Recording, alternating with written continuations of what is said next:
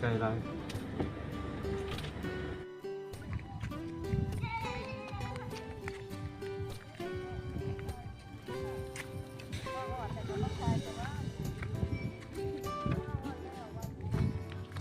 ไปนั่งคุณ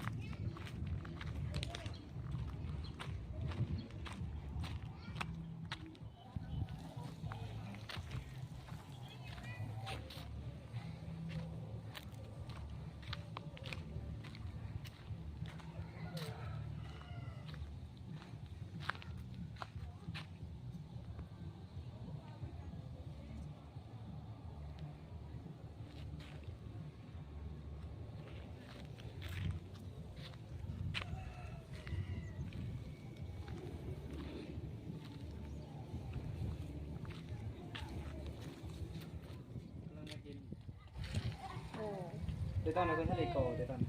เป็นทะเลโกของบอสันติโกพญานาคนอกตอนนั้นเดี๋ยวตอนกี่ครับก็แบบแห้งหนามนี่แหละใบดี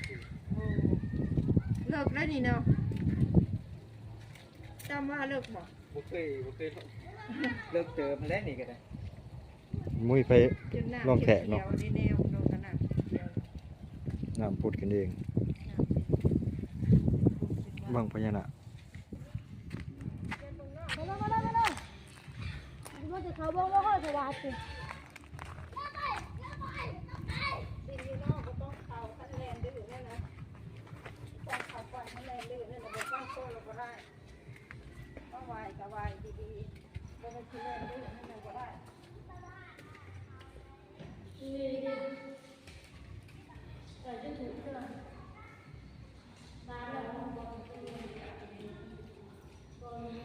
นี่บอลเชียงสิ